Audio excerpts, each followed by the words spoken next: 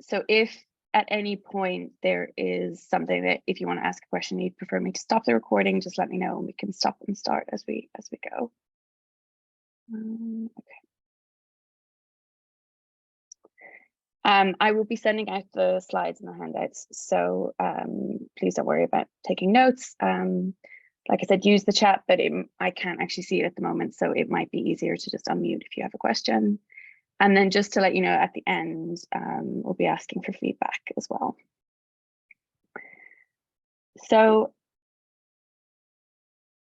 in terms of what we're going to talk about today, obviously it's a big topic to cover in an hour. So this is the aim. If we don't get through everything, then like I said, you will have the handouts as well. I think the most sort of important things for me that I'm going to be focusing on is sort of an introduction to mental health and how it relates to autism, and then thinking particularly for yourselves about a framework that might be helpful for sort of understanding what might be going on for the young people in front of you. If we have time, we might touch on specific strategies for emotion regulation and mindfulness. If we don't have time, then you'll have the handouts. Just also a note as well, if any of you might be autistic yourself, or you might be caring for someone who's autistic. So some of the topics that we might talk about might be distressing, might be emotionally charged. Please feel free to sort of leave and come back, keep your cameras off, and just do what you need to take care of yourself. Just also a quick note on the language that I'll be using throughout this presentation. So I'll be using sort of autism and autistic person, so identity first language. And that's the reason that I'm sort of talking about this, is when we think about, that's generally the consensus from the autistic community is the language that they would prefer. Obviously, everyone has their own preferences. But when we think about sort of autism and mental health, generally people from the autistic community prefer identity first, so that's autistic person, whereas people with lived experience of mental health difficulties generally prefer person first language when describing their mental health difficulties. So that would be, rather than describing someone as a schizophrenic, we describe them as someone who has schizophrenia because it's not their whole identity.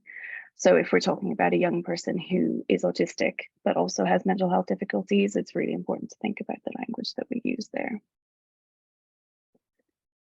So first, to sort of consider what is mental health, and I like to use this definition from the World Health Organization because it is sort of a holistic idea of what mental health is, rather than just thinking about it being the absence of mental health difficulties or the absence of mental illness. It's really a continuum that we think about that sort of goes from wellness through to very serious illness. So when we're thinking about the autistic young people you might be working with, it's also really important to consider supporting them when they do have mental health difficulties, but also how you maintain or build upon the strengths and the positive factors that they already have going. And then when we think about the different factors that contribute to mental health, so this is a really nice model that I like to use, where we think about all of the different aspects that might be going on for a particular child.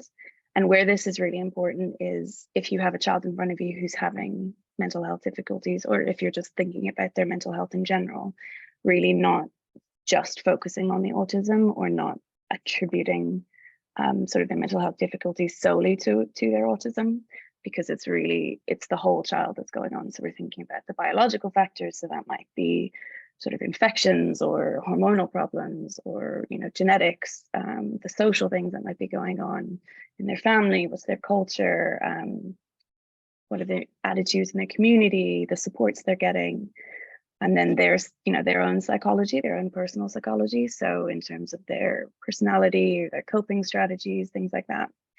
And then also in terms of their environment, so the things all around them. That's sort of all the different environments that a child might be accessing, the school environment, which is particularly relevant to you guys.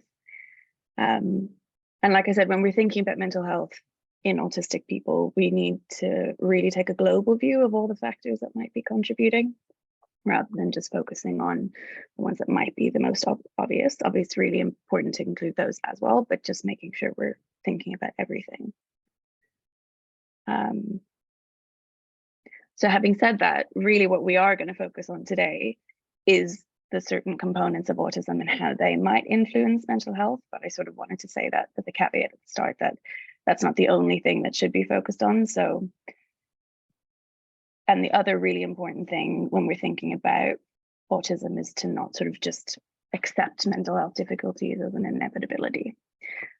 So there are components of autism that may impact someone's mental health. And those can be things like social difficulties, communication difficulties, sort of their how flexible or adaptable they are in their thinking, how rigid are they in their thinking, their sensory processing needs, sort of other aspects of thinking. So that's things like theory of mind and sort of weak central coherence. So that's, can they sort of the go-to phrase is not being able to see the wood for the trees. So really focusing on the details of things and not being able to understand a full picture from that.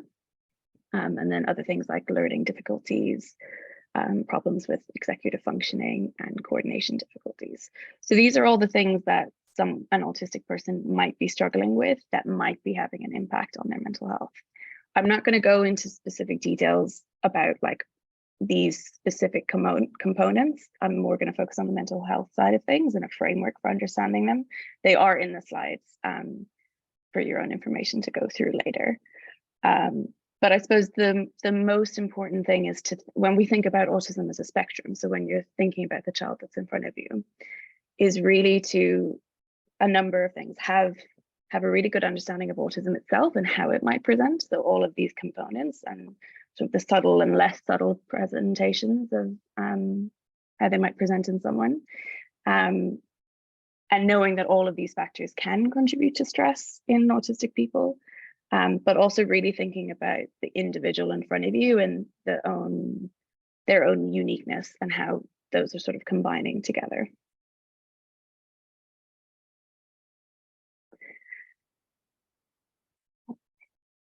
See in the chat. Thanks, Rebecca.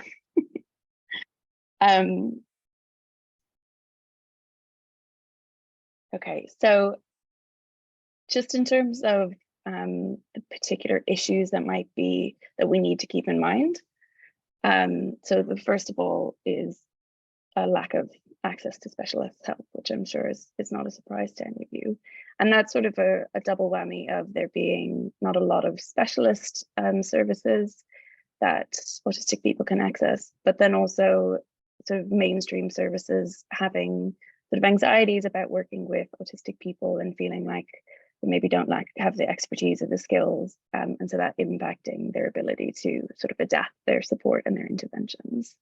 And then also thinking about the lifelong nature of autism and how different difficulties might crop up at different times, and people might need different supports, and they may access a support first, an intervention for a short amount of time, and then transition to secondary school and need support at that time. So it's not a one and done sort of thing. I think one of the main issues as well is, like I was saying before, the sort of lack of understanding of autism and mental health difficulties and not attributing these difficulties to autism. Obviously, they can be the difficulties that a person has because of their autism might be contributing to their mental health. But I think the most important thing is not accepting that as inevitable or something that we sort of have to resign that an autistic person will always have mental health difficulties, because that's not the case. What can be helpful, a way of thinking about it, is autistic people are at an increased risk or are more vulnerable to mental health difficulties. But that's not because of their autism, it's because of they're having to live in a world that is not built for them and is really challenging for them, and they face stresses every single day. And that sort of chronic stress of having to interact with the world around them and being quite difficult to manage is then what's impacting on their mental health.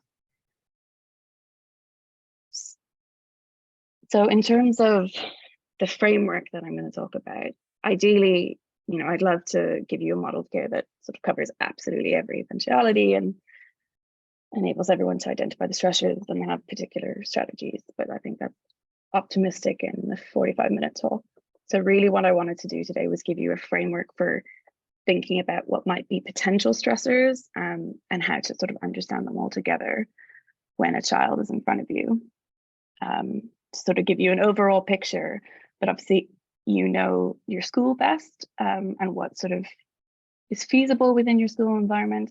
And then also you interact with those children on a daily basis, and you know sort of their own unique difficulties and unique strengths and qualities that you can build on. So the model that or the framework that I find really helpful is for looking at stress and the stresses that autistic people might be experiencing is thinking of sort of each stress, each thing that they encounter on a daily basis as a layer in a cake. And they sort of build on top of each other and build on top of each other. And the top is the sort of outburst or difficulties, and that's the flame or the candle igniting. Obviously, there are autistic people who may not have outbursts and may not have meltdowns, but those candles are still representing the impact that those stresses have on their mental health. So those sort of constant feelings of stress can then lead to the development of sort of depression or anxiety or OCD or a number of different things. And if you think about sort of what children have to deal with on a day-to-day basis, the school environment is really challenging. You've got the academic pressures and they're accessing the learning, but then you have the social expectations from their peers, but also from interacting with adults, as well as the sensory environment. So there's a lot of stress contained within that. And then the first step is to sort of think about what particular stresses might be impacting the child in front of you. And then think about the strategies or what modifications you can introduce to reduce or manage those anxieties to help them function well in your environments. Obviously, these strategies will be individualized and depend on the child, depend on sort of what stress has been identified for them, and also the understanding of how their autism presents. And this is where it's really important to sort of collaborate with parents if you can, because they'll have an understanding of how they're doing at home and whether there's any differences, but then also working with professionals if there's been assessments and you have access to reports. They might have sort of specific recommendations for the child in front of you. So the first one that we think about is structure. And that sort of does what it says on the tin, all the mechanisms and routines, schedules, everything that's in place to help a child to sort of give a consistent framework and make things predictable. So routines can be a really helpful way to managing stress because it's sort of keeping everything controlled and the same. So if a child is presenting with difficulties in school, thinking about, okay, what structures are currently being used? Have there been any that have been changed? Thinking about the formal structures, so that's like, you know, break time is at this time, lunchtime is at this time, but also the informal ones, so those that you sort of naturally put in place without even really realizing it. So have there been any structures that have been removed? Or have there been any new ones put in place? Or does a child find unstructured times more difficult, like break times, or even unstructured times within the class, like creative writing or art exercises or activities, where there's less structure? And how is that maybe impacting the difficulties, their anxiety, or their stress? So it's sort of a balance between giving enough structure and routine so that a child is sort of clear about what's going to happen, when, where, who, providing preempting changes so that they're prepared for it, so they know what's going to happen, but also that balance between not being too rigid and not putting in too many routines, because that can obviously lead to like anxiety or stress if those aren't then adhered to, which can be difficult within the school day when there are changes. So really trying to put those adaptations in place beforehand, trying to make sure that the child understands about a new situation. If there's a school trip coming up, really sort of helping them understand what might happen, but not being too rigid about, we're going to leave at this time because something might delay the time and you leave a little bit later, and that could then cause further stress. So that balance between enough structure but not too much. So then the next thing is to think about communication. Communication is an essential part of our human experience. It's the way that we sort of address our wants and needs, get them met. There's also a social element to it. We often use it to describe and convey our emotions to others, to create social relationships, to sustain social norms. So language is often, or communication is often socially driven. But many autistic people can struggle with verbal and non-verbal communication. So that's things like body language or the tones of our voice. So when the inflections we use when we're asking a question, the hidden levels of meaning between in sentences or in our communication, things like sarcasm or idioms or things like that, which can be difficult for autistic people. And some autistic people have very literal or logical use of language. So they say what they mean and they mean what they say. And they can find it very difficult to understand if other people have slightly hidden meanings. If there's, the nonverbal communication is slightly changing the literal words that are being used. So it can be really sort of frustrating or bewildering if someone's just come into the waiting room. If someone can't express their needs or their wants, or is struggling to communicate with others, or if there is miscommunication, amongst their peers, and they're aware of that, that can be really distressing. So it's really important for everyone around the child to understand their true level of a communication ability and the best way for them to communicate. And that can change at different times. So when they're stressed or they're overwhelmed, they may be less able to communicate verbally. So someone who is quite verbally able, the majority of the time might actually shut down and become nonverbal when they're distressed. And how do you adapt to still allow that child to communicate what they're feeling or what they need in that moment? So really important to think about a child's communication style, and not really making assumptions based on verbal fluency. So it can be quite easy to make an assumption about someone's sort of level of understanding of others or their overall level of intelligence based on their verbal fluency. But actually, even children who appear to have very good verbal abilities might have difficulties understanding what's being said to them. But they may not present as that because it might be easier for them to just acquiesce and just sort of pretend that they understand what's going on. So it can be really subtle, and it requires a lot of careful observation to sort of really understand what a child's communication style is. And that also goes the other way of not making an assumption that someone who's maybe less verbally able is still not able to communicate their needs or their emotions or interact with others, because they might be really able, but using the right supports. So it's really important to understand a child's communication style. That might involve having formal assessments of areas where you think they might be having a specific difficulty, so like information processing or auditory processing, things like that. But your own observations are equally as valid as that. And thinking about coming up with a plan for what is this child's communication style and how might it change in times of stress, and that it might be helpful to have sort of a card, and you can develop it with the child. So it looks something like this.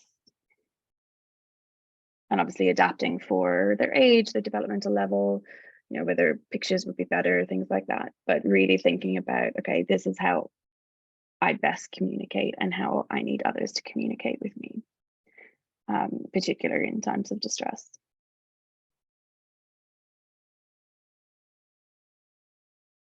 Okay.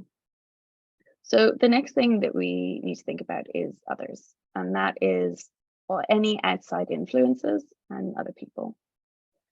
And that can include any interpersonal interactions.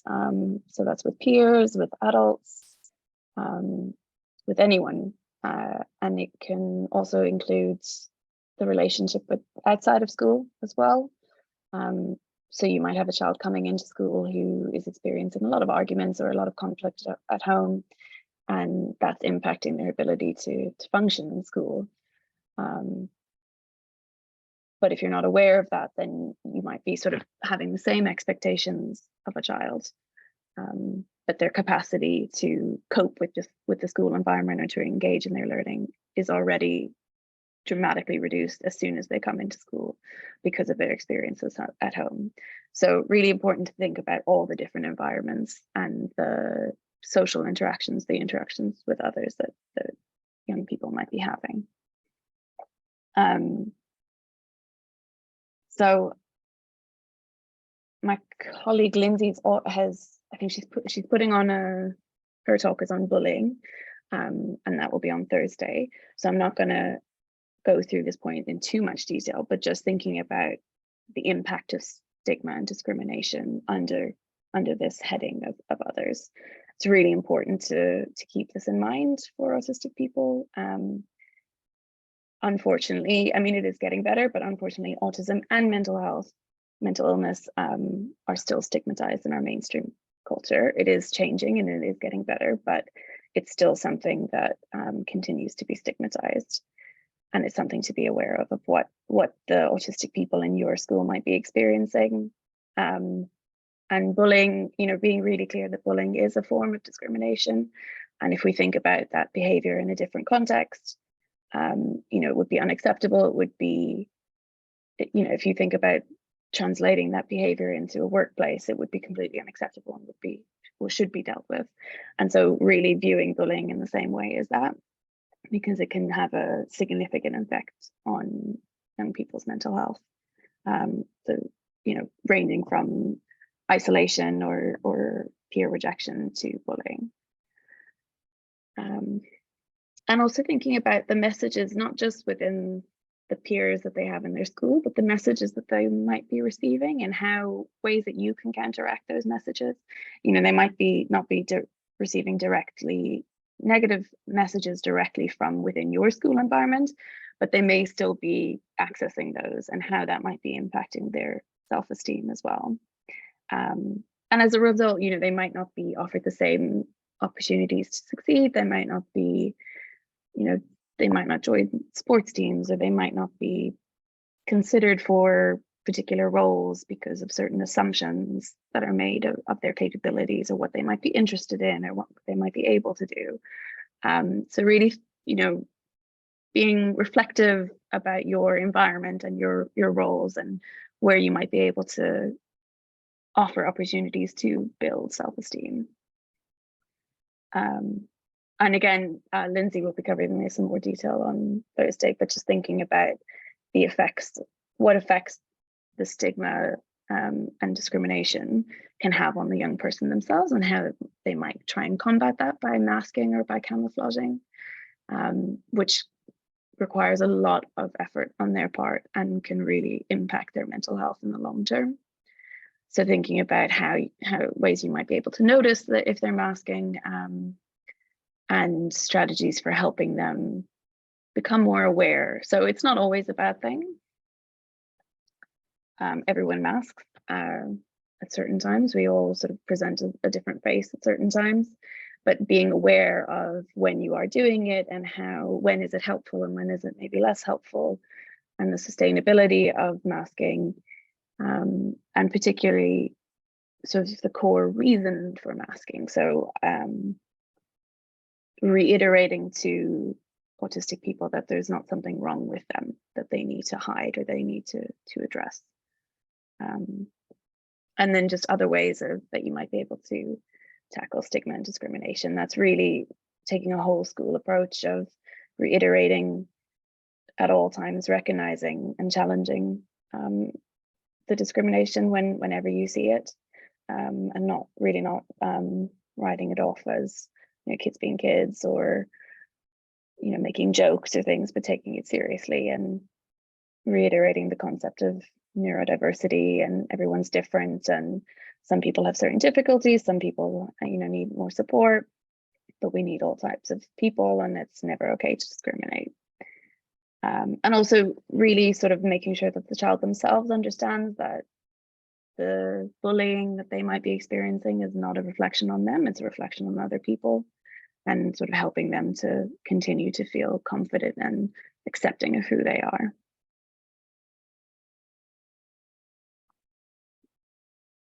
So this is often something that can be easily overlooked, and actually can have really amazing effects on someone's mental health. Because when you consider these sort of things like sleep or hunger or thirst in isolation, they may not be a problem by themselves, but actually if you're feeling thirsty, tired, and hungry, and you haven't had a lot of sleep, immediately your ability to cope with anything is going to be way, way lower. And your sort of tolerance level and your reactivity to things is going to be a lot more sensitive. And the other difficulty with autistic people is they may struggle to recognize these signals themselves, particularly hunger and thirst. It may be that they don't recognize that they're feeling hungry until they are absolutely starving. Or maybe, again, the interplay of things.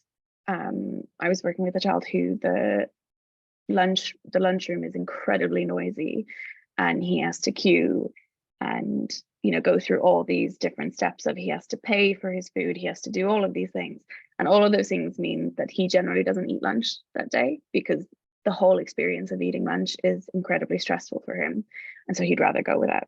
But then that affects his concentration levels, his capacity to regulate himself, everything for the later in the afternoon, because he hasn't had any food. So that's sort of a good example of how all these things can interplay together. But really thinking about, like, if a child arrives in the morning, they may not have had breakfast, they may not have had a good night's sleep. A lot of autistic people can struggle with their sleep, and so already their regulation capacity and their ability to engage with the learning environment might be very, very low. And so thinking about strategies where you can address this, whether that's reducing the demands, whether that's providing them a snack or a drink when they first come in, whether that's arranging a meeting with the parents to sort of problem solve together, things like that. Again, the other really important thing to consider, particularly with teenagers, is when they go through puberty, and particularly people who menstruate, what they might be going through at those times of the month. And they might, do they have an understanding? Do they have the strategies in place to deal with the pain, or to deal with all of the things that they have to think about? And so that, thinking about maybe at particular times of the month, people might, their ability or their capacity to engage in other tasks that they normally would be able to will be a lot lower. Okay, so can I just check if there's any questions? I don't think there's any in the chat, but okay. All right, if there's no questions, I'll keep going. So the second last thing to think about is the environment around a child. So generally we're thinking about the more immediate environment, so that their environment at home, their school environments, their sensory environments, but also keeping in mind the wider environments, and the certain impacts that might be having. So that might be sort of, are they accessing a food bank? Are they, is their home situation, is their accommodation unstable? What effect might that be having on their ability to engage in the learning, and what support might they need? But thinking about sort of their immediate environment, so that's the sensory environment. So I'll come on to that in a little bit, but also particularly the learning environment. So that is their immediate classroom, but also the whole school. And thinking about their learning abilities, is their work differentiated to accommodate their learning style? Are they more visual? Are they more auditory learning? Do they struggle with sort of abstract concept? Are they struggling with the transition to, they might have been really, really good at maths when it was using numbers, but as you get older, the maths problems tend to use words to signify numbers. Are they struggling with that? So really considering their learning abilities. How, we've already touched on this, but how are they doing unstructured times? Do they need support? Is break time overwhelming for them because of the sensory aspect, but then also because of the lack of structure and lack of rules, and they may not know what to do, and that might be really stressful for them as well.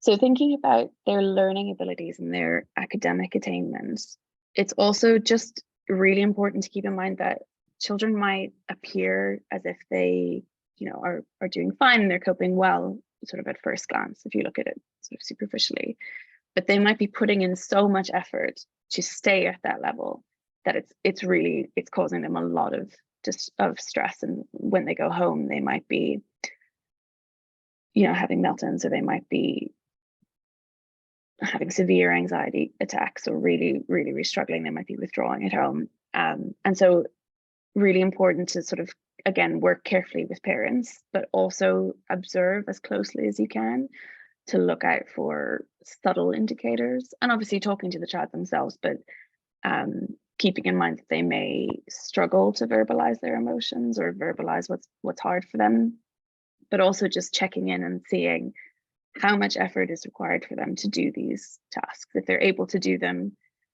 So not just taking at face value that they're able to do them, and that's not causing any issues for them. Again, so there is an occupational therapist who will be giving a talk on sensory processing. I think it's later today. Obviously, I'm not an occupational therapist, so this isn't my area of expertise, but it's a really important aspect to consider. So I've just got a few slides on it.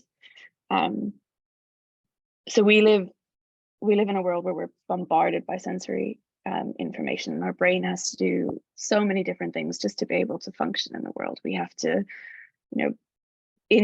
take in these sensations, process them, turn them into something coherent, filter out the things that are important from the things that aren't so important, interpret slightly ambiguous things, which our brain does based on what's happened to us before.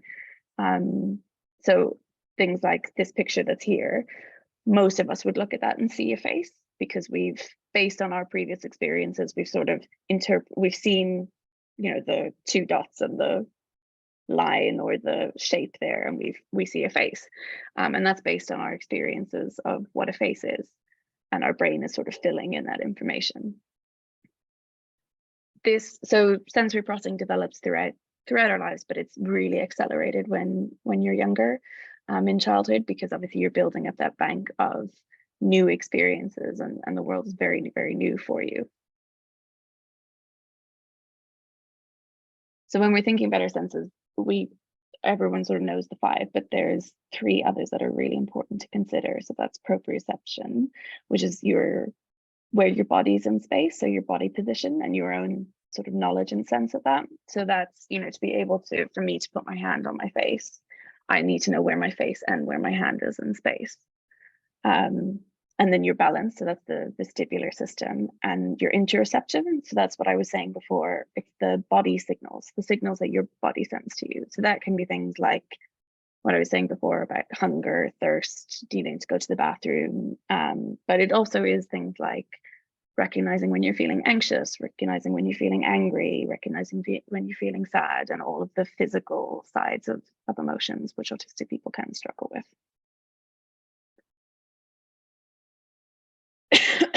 So every child will be different, and will experience their environment in a slightly different way. It also depends not only on the child, but of the time of day, their mood, their past experiences, things like that.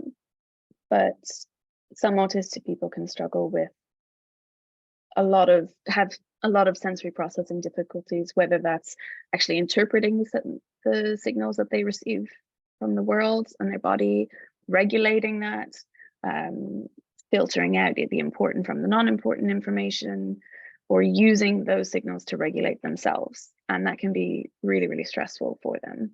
So children can be either sort of oversensitive or undersensitive.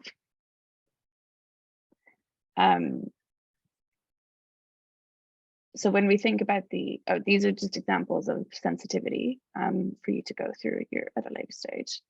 So when we think about the impact of sensory processing on mental health, usually it's the individuals that are hypersensitive that sort of come to attention, because it may be that when they're sort of overloaded by the stimulation or overstimulated, that's resulting in behavioral or emotional difficulties, which is very, very obvious. It may be that undersensitive children might also come to attention because they might be seeking input. So if someone is, if they're having difficulties with their balance, they might be spinning to compensate for that.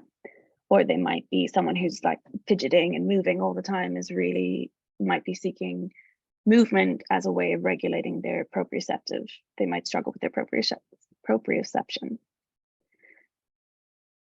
So to regulate themselves, these children might be sensory seeking or sensory avoidant. And where this is important to think about in terms of mental health is if someone is really struggling to regulate in their sensory environment, that is really stressful and can overload them and can result in sort of anxiety, depression. They might withdraw because the environment is so overwhelming that they need to withdraw, and they might stop taking part in activities that bring them joy or pleasure, and then that can contribute to them feeling lower in mood, and then you get into a cycle.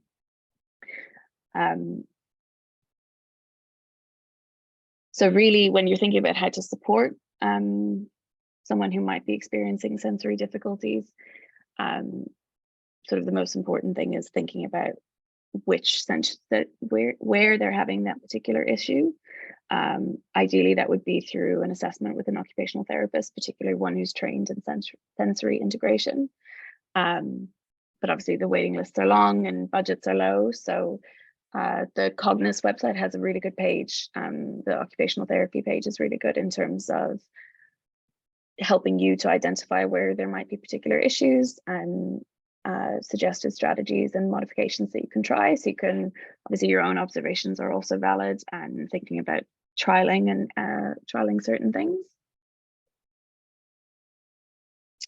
Again, wherever possible, try and involve the child.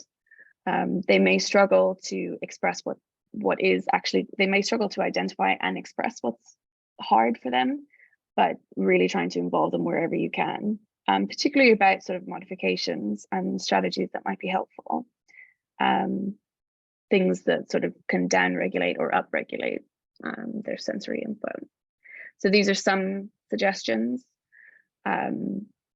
Obviously, it's going to depend on the child. It's going to depend on what's feasible in your school, what the resources are, and things like that. And this is somewhere where you can get really creative in terms of,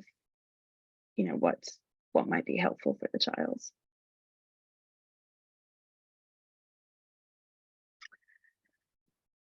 Okay, so then the last thing to think about is the element of rigidity. So like we were saying, some autistic people can really struggle with being flexible or being adaptable in their thinking, and maybe quite rigid or inflexible. And that can be difficult because obviously our world, we require a lot of, adapting to change and being flexible on a day-to-day basis. Things don't happen as planned. And that might be something that, to us, we're just sort of immediately able to roll with the punches and take it in our stride, and it doesn't cause us significant stress. But it can be something that for someone who is particularly rigid in their thinking can cause them significant stress. And they might struggle to adapt to any changes. And it might be changes that we don't even notice that we're doing. But if a child is having particular difficulties, it can be helpful to sort of look at their thinking styles and how that might be impacting, how they are adapting or how they are in their environment, how they're interacting with their peers. A lot of children will try and control situations with their peers. So they may struggle with their social imagination. So that's sort of our ability to imagine, it's not, you know, being creative or imaginative in any way. It's using our past experiences to be able to imagine what's going to happen in interactions with others. And that's something that's developed from when we were, you know, throughout evolution. So if you think about way back then, if I needed to join a hunting party, I not only need the imagination to imagine sort of the tools that I might need or the trap that I might set, but I also need to be able to imagine working as a team. What are the attributes that my team members might not want me to have? How might they want me to interact with them? What are the attributes that they wouldn't like being lazy or running away or not doing things properly? And all of those things we use unconsciously and automatically to sort of guide our interactions with other people. We have templates in our minds that we use to guide our interactions with other people. And if you struggle with social imagination, that makes any sort of social interaction almost complete unknown, completely unpredictable. And so a way of being rigid and trying to control those situations is a way of compensating for that and trying to make them predictable. But obviously there's other people involved, and peers aren't always going to be amenable to that, to be in control. And that sort of failure or that miscommunication can really significantly impact a child's anxiety or their stress. And this can be one of the more tricky aspects to support a child with. Generally, it requires, particularly with adults, sort of adapting the way that you're interacting with the child, rather than expecting them to change their thinking, because that can be really difficult. So there it might be sort of educating peers, but also using things like social stories, and really unpicking situations as they come can also be really helpful.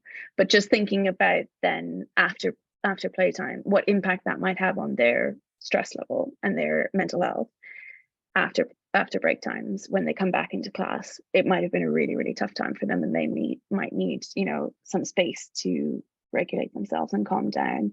They might need some help to sort of promote their self-esteem and just reassure them that, you know, their way of being is still acceptable and things like that. So again, it's just thinking about how that might play out in the classroom when they come back from break, and what are the different factors that might be involved. So I'm just aware of the time, and I thought that this might happen. So I'm not going to go through these slides, but they are tools that you can think about using. What I would say is, whenever you're using, so emotional toolbox is one that's really helpful. And that's sort of going through with a child, thinking about what are the different tools that they can use to help regulate their emotions. And that can really empower them to think about, okay, I'm feeling angry, I can use this tool. So you can really get creative with this, and, you know, they can even make their own physical toolbox and have different tools to represent different things. So like a hammer could represent the physicalness, a paintbrush could represent the relaxation strategies and things like that. But what I would say with any tool or with any strategy that's being used, it's really important to have open communication between school and parents, because one thing that autistic children can struggle with is generalizing skills. So it's great that they have, you know, access to be able to learning skills in school, but it's really then important for that to be fed back to parents, and for everyone to be using the same tools, the same techniques, so that the child has more opportunities to practice, more opportunities to generalize it to different scenarios. It might be really difficult, you know, they might use it really, really well in school, and then in their mind that's a tool just for school, and really helping them. So it's really important then to be working with parents to help generalize beyond that. Okay. Another really useful tool is mindfulness, particularly in children who are struggling with anxiety or emotion regulation difficulties. So there are a number of different ways. It's not just meditation, but a number of different sort of techniques that you can try. Okay, and then the last sort of few slides are just some useful resources. So these are books if you wanted to increase your own understanding of autism in general. These are quite useful books. Again, quite useful websites. These are books for children themselves. These are useful resources for children, for teenagers.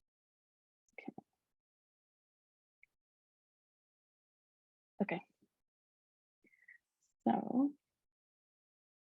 going to end it there. We have about 10 minutes left. Are there any questions?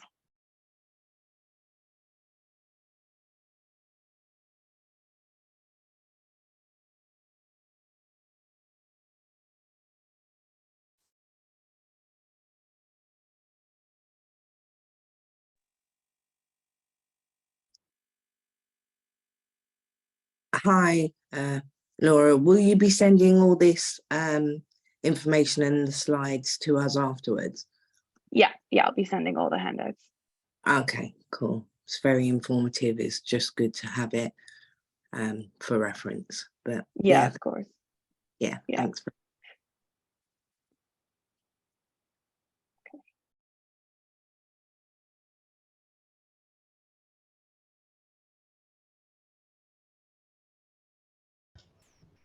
Hiya, can you do the camera just so she knows the Thanks. Sorry. Hi, Daisy. Sorry, our camera's not working. Do you mind if I just ask a quick question? Yeah, of course. The idea of using an emotional toolbox and kind of collaborating and preparing tools here with different feelings.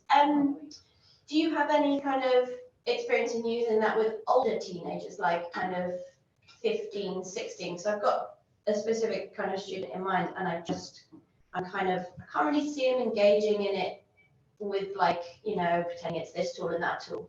But do you have any experience in adapting that for kind of older teenagers at all? Yeah, so obviously with all these things, it's really important to adapt to the child that's in front of you. So usually what I have done in the past is sort of try and adapt it to their interest. So if a child has a particular interest in, I've worked with one child with anime, who's really, really interested in anime. So then it's thinking about the different anime characters that they can, and sort of really spending some time developing the characters and how those different characters can help them in different situations. Or if they're really into Minecraft, sort of adapting the principles of having different tools, but adapting to their interests and to their level of communication. So obviously, I can share my screen now. Hold on.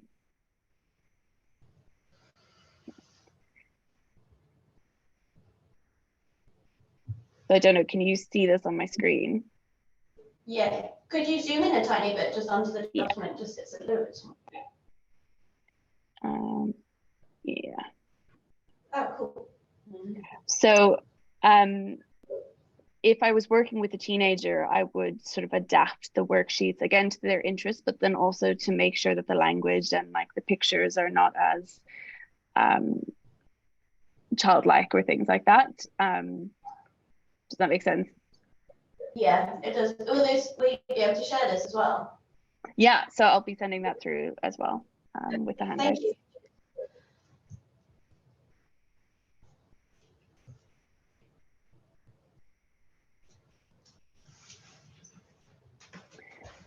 So if there's no other questions, what I'd really appreciate, I don't know if you can see the screen again. If you can, it would be really helpful for me if you have any feedback about the presentation. So I don't know if anyone has used Menti before, but you basically go to this website here, it's menti.com. And if you put in these codes, so I'm just gonna put in the website into the chat. And This is the first code.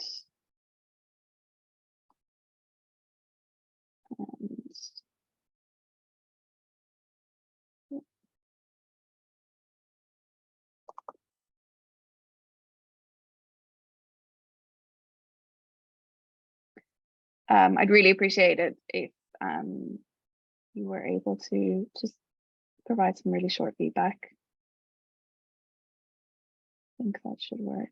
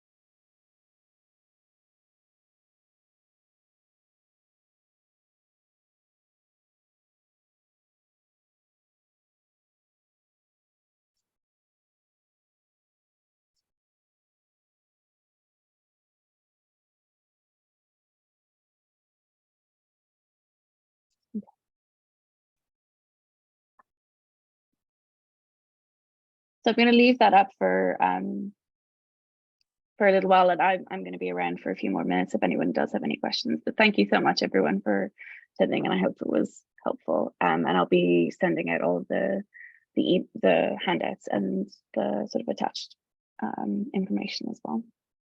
I'm just going to stop the recording now.